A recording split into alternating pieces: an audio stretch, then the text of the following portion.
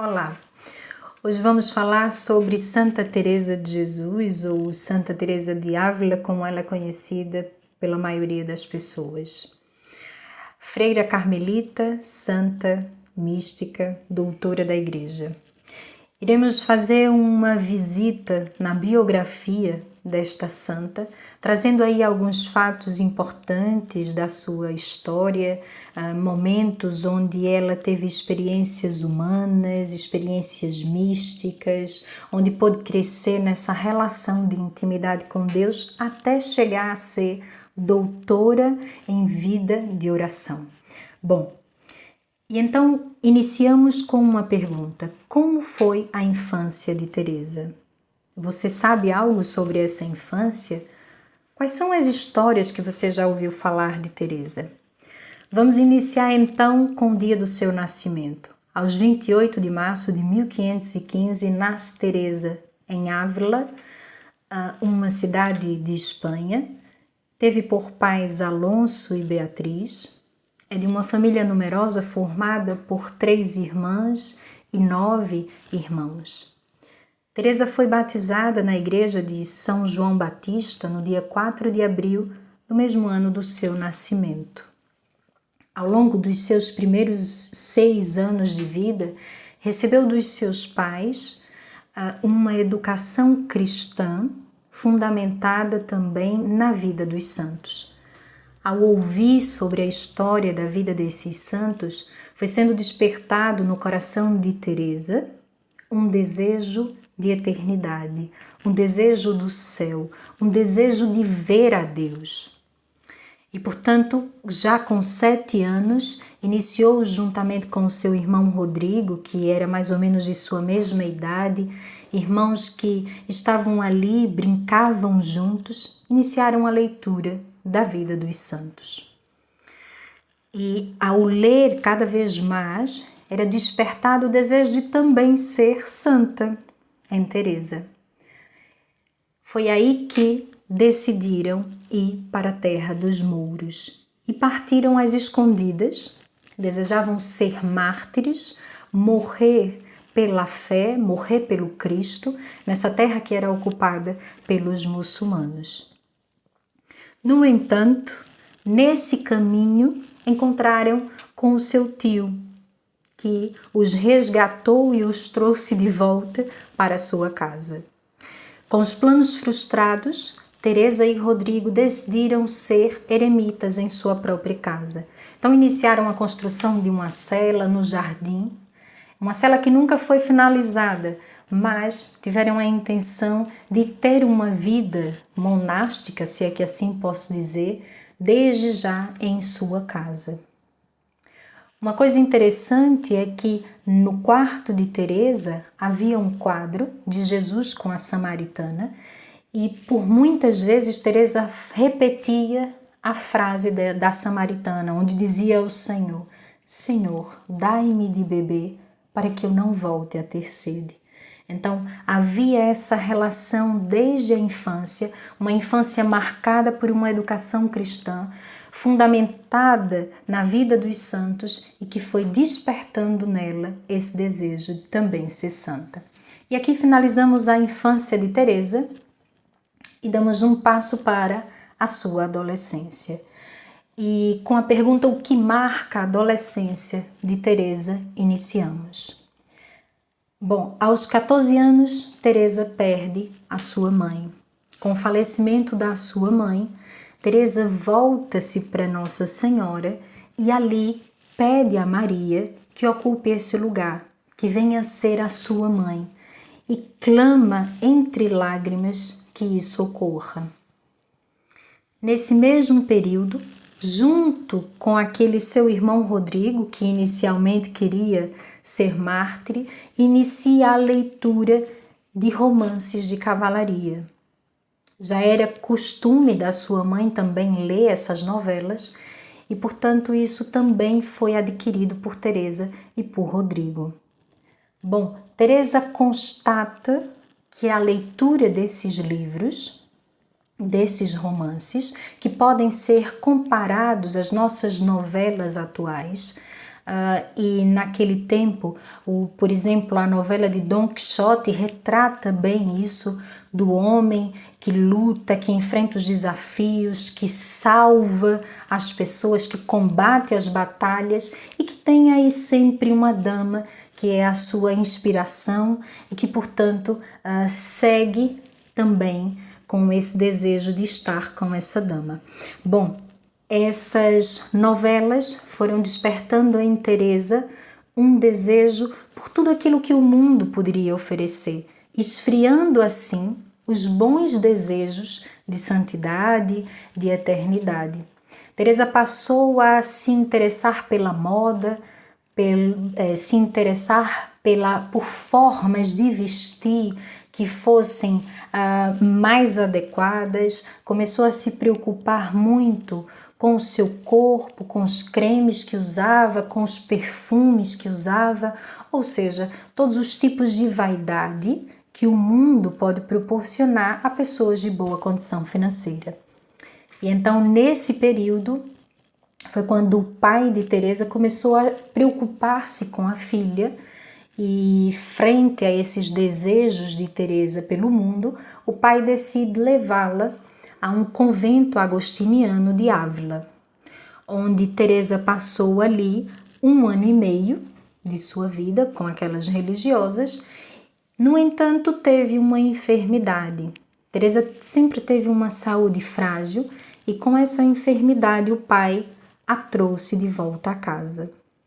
Neste período em que Teresa esteve em casa, ela teve acesso à coleção das cartas de São Jerônimo, que foram assim fundamentais e decisivas para que Teresa optasse pela vida religiosa, porque desde que voltou do convento das Agostinianas havia ali um desejo pela vida religiosa, mas ao mesmo tempo uma repugnância. E estas cartas de São Jerônimo foi o que ecoou na alma de Teresa a ponto dela decidir por esta vida religiosa. Então seguimos agora com a próxima pergunta: como se deu a entrada de Teresa no convento? Ao comunicar ao pai que tinha o desejo de ser religiosa, o pai respondeu que Teresa só poderia assim fazer após a sua morte. No entanto, Teresa tinha uma amiga que era religiosa carmelita lá no convento da Encarnação de Ávila e decidiu visitar essa amiga. E nessa visita já estava determinada a ficar no Carmelo. Frente à decisão de Teresa, o seu pai decidiu parar de se opor à sua vontade. E foi quando Teresa ingressou na ordem dos carmelitas. 1 ano após desse ingresso fez a sua profissão como carmelita. Algum tempo depois, novamente veio aí uma enfermidade que deixou Teresa muito mal, e isso fez com que o seu pai novamente levasse ela para casa. E nesta segunda enfermidade mais forte, Teresa recebeu de presente do seu tio um livro que chama-se Terceiro Abecedário da Vida Espiritual, que trata da oração de recolhimento. Veja aqui, tanto na primeira enfermidade, Teresa leu as cartas de São Jerônimo, que foi decisiva para a sua vida religiosa. Agora, numa segunda enfermidade, a providência de Deus se encarrega de trazer um livro que ressalta essa vida de recolhimento no Senhor. E vale ressaltar que desde a infância, Teresa já gostava de estar nesses momentos a sós, nesse momento de solidão com o Senhor. Então, fazendo essa tomada de consciência de que Deus se utiliza de momentos de debilidades nossas para realizar grandes transformações e mudanças. Isso ocorreu na vida de Teresa e na vida de tantos outros santos, Inácio de Loyola, Francisco de Assis, e talvez esteja acontecendo na sua vida. Com este momento de pandemia que vivemos, é muito provável que Deus desperte uma série de pessoas nesse caminho de santidade e tenha se aproveitado dessa circunstância atual para realizar grandes mudanças nos nossos corações. Então, retomando aqui para Teresa, naquela época, quando ela ingressou no Carmelo, as religiosas podiam receber quantas visitas quisessem. E por isso passavam horas no parlatório a falar com as pessoas que vinham visitar. Isso também acontecia com Teresa. Para que ela ficasse um pouco tranquila, ela pensava sempre, olha, as outras irmãs também fazem isso. Portanto, não há nenhum mal que eu faça. Entretanto, com o passar do tempo, Teresa foi se dando conta de que ela foi deixando aí essa vida de oração mental, porque estava muito mais envolvida com essas conversas e com esses momentos com suas visitas. E ela foi se dando conta disso e de que, com isso e as suas enfermidades, ela se justificava para se afastar da vida de oração com Deus. Mas, com o tempo, reconhece que as suas fragilidades corporais e essas visitas não deveriam afastá-la do grandioso bem da vida de oração, pois o amor e o costume, ou seja, o hábito de estar ali diariamente, são mais importantes do que as forças efetivas para ali estar. Passado um tempo, o pai de Teresa morre. Então, com a morte do seu pai, o que mudou na vida de Teresa? Com a morte dele, Teresa teve um diálogo com o seu confessor na altura, e aqui destaco o papel importante desses sacerdotes na vida de Teresa. Uns que a conduziram verdadeiramente no processo de santidade, outros que em alguns momentos a questionaram e trouxeram aí alguns empecilhos nesse caminho de santidade, mas que de tudo Deus se aproveitou para tirar um grande bem na vida de Teresa. E neste confessor, especificamente após a morte do seu pai, leva Teresa a perceber o perigo que a sua alma estava vivendo e aconselhou a Teresa a voltar à prática da oração. Desde então, Teresa seguiu com esses momentos de oração na sua vida, mas não abandonava aquelas conversas no parlatório ou no locutório, como muitos chamamos atualmente. No entanto, nesse caminho de reconhecimento de suas fragilidades, Teresa via o quanto frágil e débil ela era para ser santa.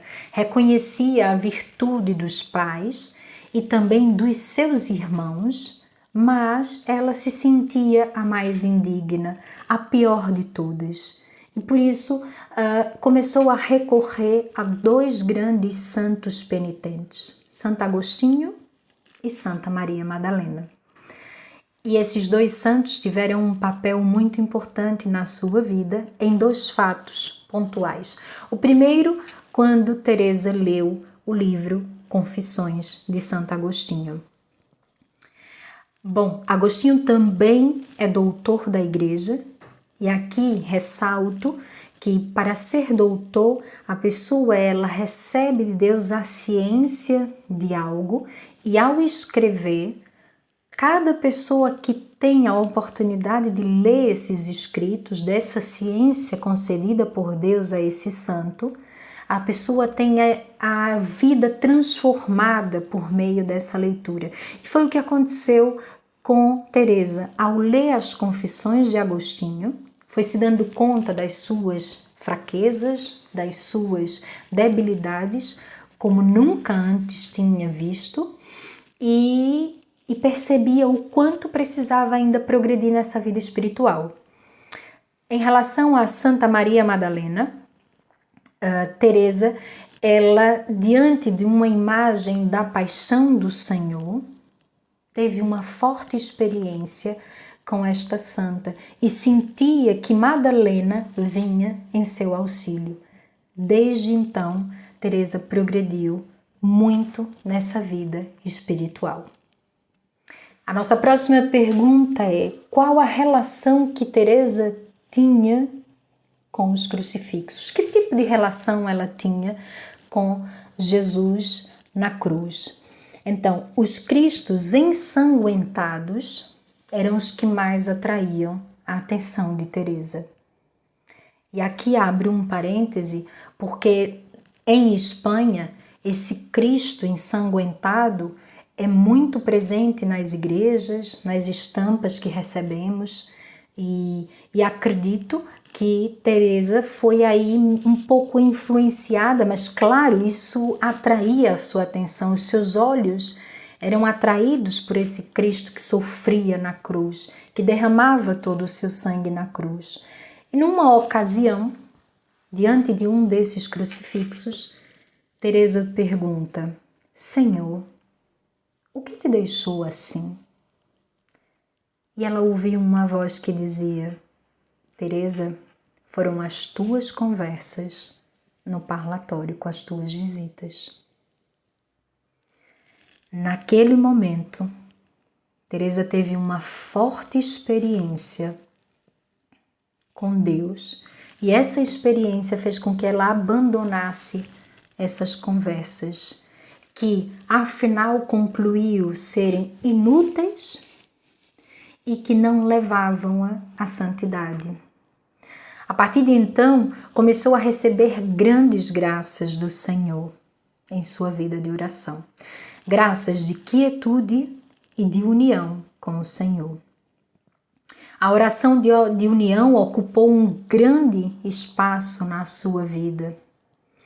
Deus começou a visitá-la com muitas visões, com comunicações interiores, e isso começou a inquietar um pouco Teresa, porque ela também sabia e tinha ouvido falar de mulheres que já haviam tido experiências semelhantes e que afinal concluíram que haviam sido enganadas pelo demônio. Então, a grande confusão que se passava em Teresa era: será que o que eu estou a viver e a sentir vem de Deus ou vem do demônio? E ela começou a falar sobre essas visões e sobre esses momentos que ela tinha com as pessoas. De maneira que o que Teresa vivia começou a chegar nas outras pessoas e se espalhar com as pessoas que estavam à sua volta. E isso ainda deixou pior. Bom, agora trago aqui a importância dos confessores na vida de Teresa. Porque diante disso que se passava com ela, dessas visões e desses momentos místicos que Teresa tinha, ela foi aí conduzida por um amigo seu, no qual ela considerava modelo de virtude, e ela ainda chega a dizer que por meio da vida de Francisco de Salcedo, ela foi salva através da vida deste homem que casou, que teve a sua família, mas que tinha muitas virtudes. Então este senhor conduziu Teresa a um sacerdote, e esse primeiro sacerdote afirmou que o que Teresa sentia vinha do demônio, uma vez que era impossível Deus conceder graças tão extraordinárias a uma pessoa tão pecadora como Teresa. Isso deixou Teresa alarmada, insatisfeita, e por isso este senhor Francisco, seu amigo, a levou a um outro sacerdote jesuíta, e que este outro sacerdote percebeu que tudo que se passava na vida de Teresa era fruto do Espírito Santo, vinha de Deus, e que, portanto, exortou Teresa a não descuidar da sua vida interior, do seu propósito da vida interior. ou seja, levando Teresa a ser determinada neste caminho da vida interior. Bom, em 1557, passado aí alguns anos de sua vida, Pedro de Alcântara, hoje santo, passou por Ávila e foi visitar esta grande e famosa Santa Teresa que todos estavam a falar. E o santo declarou que parecia evidente que o Espírito de Deus guiava Teresa. Disse que sobre ela ainda seguiria chovendo grandes perseguições, dores e sofrimentos.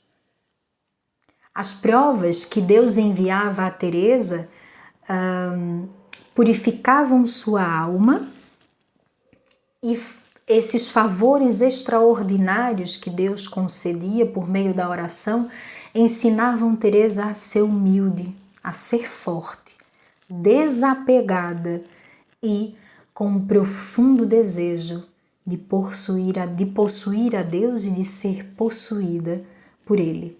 Em um dos seus êxtases, que nos deixou uma descrição detalhada, Teresa descreve que chegou a levitar quase 1 metro de altura.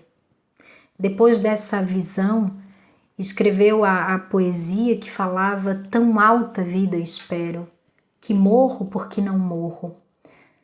E a propósito disto, Teresa percebe que Deus não se contenta em arrebatar a alma a si, senão que levanta também esse corpo mortal, manchado com o barro asqueroso dos nossos pecados. É importante percebermos aí essa constatação da necessidade que Teresa tinha de Deus e do reconhecimento dos seus pecados. Nesses êxtases, Deus manifestava a sua grandeza e bondade por Teresa. E desde então, Teresa passou a não ter medo da morte. Porque antes ela tinha muito medo da morte e principalmente medo do inferno, porque lá no princípio, quando decidiu ser freira e religiosa, Teresa o queria fazer não por amor a Deus ou porque percebesse assim sendo sua vocação, mas porque tinha medo do inferno. Tinha medo de não chegar a ver Deus. E aqui, depois de tantas experiências com Deus místicas, ela passa a não mais ter medo da morte, que tanto a atormentava, passou agora a ser um desejo de Teresa. E a cada dia tinha a consciência de que faltava menos um dia para ver a Deus. Essas experiências místicas de Teresa chegaram às alturas dos esponsais espirituais. E aí ela viveu o matrimônio espiritual, como se retrata no livro Moradas do Castelo Interior, onde Teresa fala dessas moradas que a alma percorre até encontrar o amado na 7ª e ali viver esse matrimônio esponsal com o Senhor. E também traz a transverberação, onde Teresa teve uma experiência fortíssima com os anjos. Ela tinha visões de anjos e nesse dia em concreto, Teresa viu um anjo de estatura pequena, muito bonita, que reluzia uma luz da sua face enorme, que trazia uma espada de ouro e na ponta trazia uma brasa ardente. E este anjo, que ela o compara a um querubim, ele enfia esta faca em Teresa e nesta experiência é transpassada as entranhas de Teresa. E quando este anjo tira essa espada, Teresa sentia em seu coração arder o amor de Deus por ela.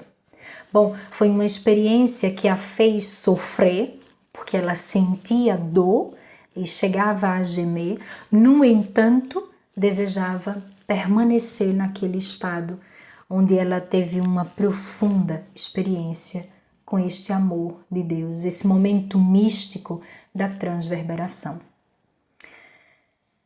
E aí, quase para finalizarmos essa visita na vida de Teresa, eu trago como pergunta o que levou Teresa a desejar a reforma carmelita.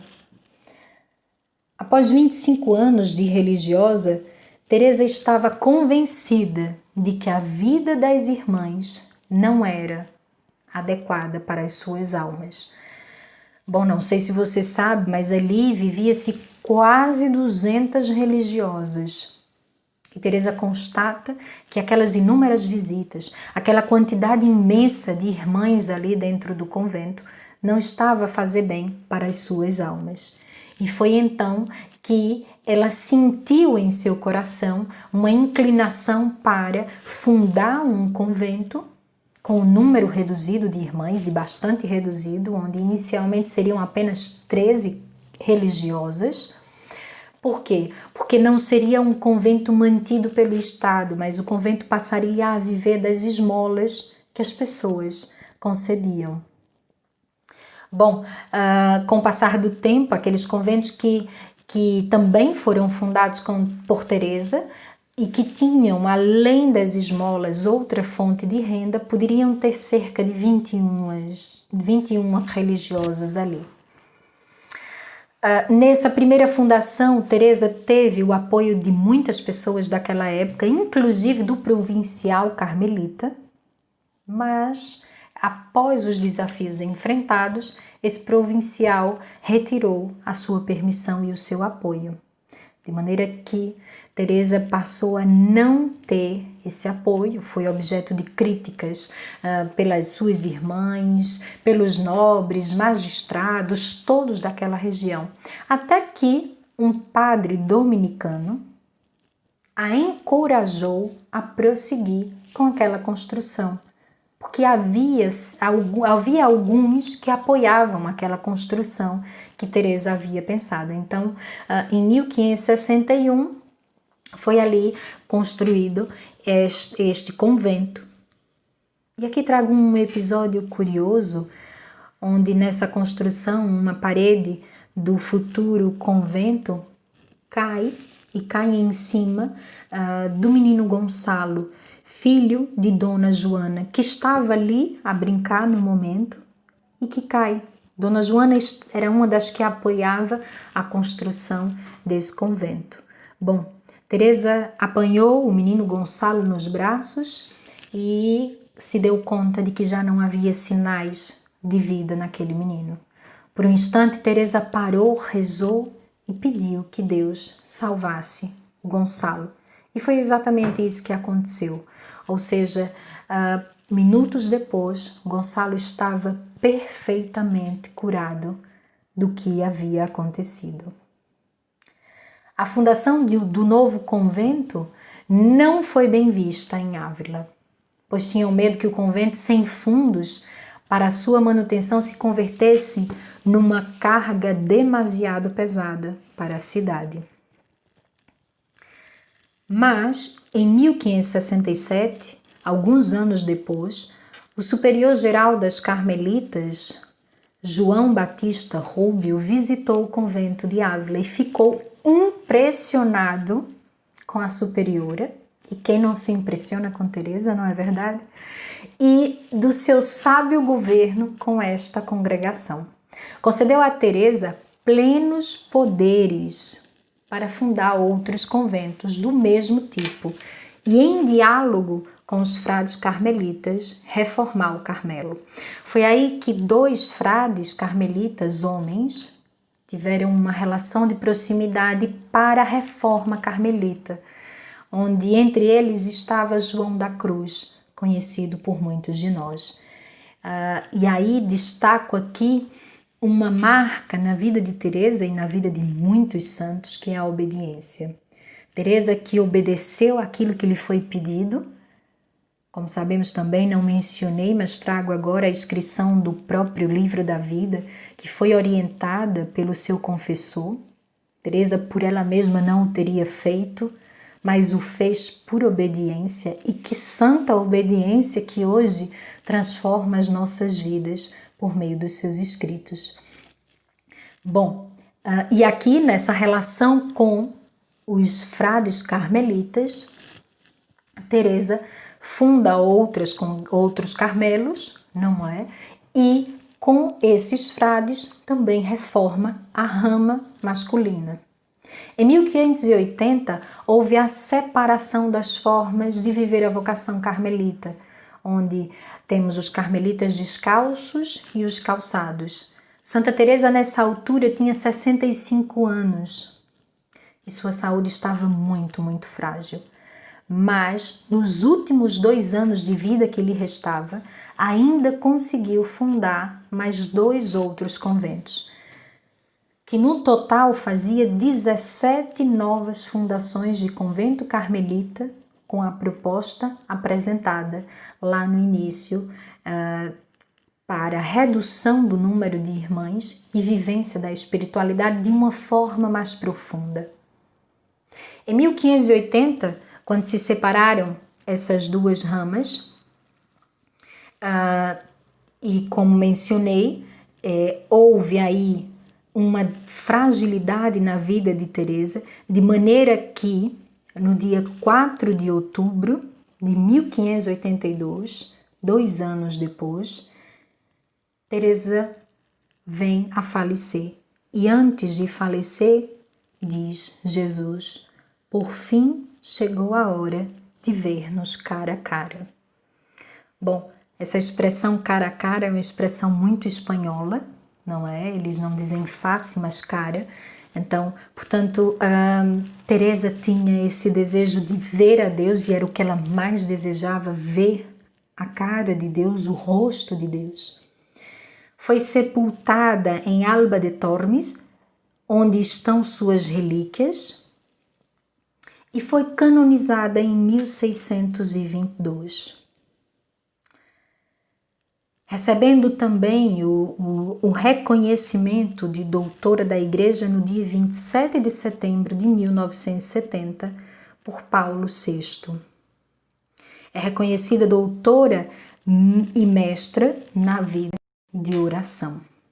O seu dia é celebrado no dia 15 de outubro de cada ano. Portanto, estamos no mês teresiano e com muita alegria celebramos a vida de Teresa, que sempre nos aproxima mais de Deus. Gostaria de concluir esse nosso momento trazendo 2 frases de Teresa falando sobre a vida de oração e com um trecho de um dos seus poemas mais conhecidos por nós. Bom, as frases dizem o seguinte: a oração é um íntimo relacionamento de amizade, um entreter-se a sós com aquele de quem temos a certeza que nos ama. E a outra diz: para progredir no caminho da oração e subir as mansões a que tendemos, o essencial não está no muito pensar, mas em muito amar.